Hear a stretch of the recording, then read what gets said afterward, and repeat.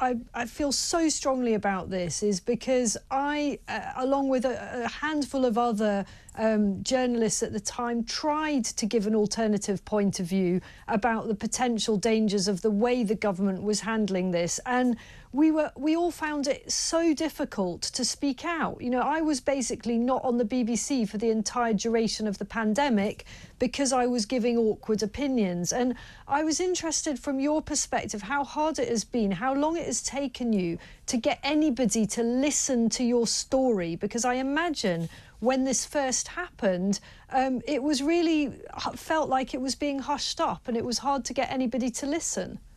Yeah, it was. It still is. We still always have to say we are not anti-vaccine. Yep. To even get, we can't be. Everyone in our group is injured. Yeah. It's people like Charlotte Wright, whose husband Stephen Wright, Dr. Stephen Wright, died. She stood on the streets and told people it's her who's given me and others in our group the bravery to stand up and talk. And he was one of the first that died from this vaccine. Yes.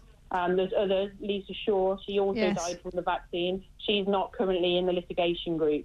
So as Vib UK, our main goal for 3 years, with very little engagement from the government, is lobbying them to seek fair compensation for those injured. And it is only fair that you should be compensated because everybody was basically pushed into having this thing. You know, we were, in some cases, health and social care workers were actually threatened with losing their job. Yeah. And I think vaccination relies on the social pact, doesn't it? People get vaccinated for the good of society. Yeah, that's what we were told. Kate, have you and Jamie received any compensation? No, they haven't. Yeah. No, so we have got the vaccine damage payment scheme of £120,000. Okay. But both of us have lost our jobs. The average salary in the UK is £30,000. This happened 3 years ago. So for 3 years we've had no income from both of us. We had good jobs. Our house represented the job that we had, like most people.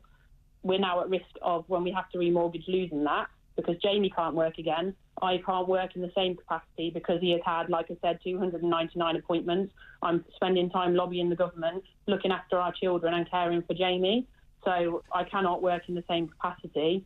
And he will not be able to work in paid employment again. Well, I mean, it's just awful. And thank you so much for your campaign. And please do keep going because it does need people like you. And I imagine it must feel desperate on many days, given the full extent of what you've lost and the irony that we were told that you have to have this for social reasons to protect others. We now know that actually it didn't have very much effect, if any, on transmission of the virus. So there was actually no social reason to have it. You might have wanted to have it to protect yourself, but it didn't actually impact on others.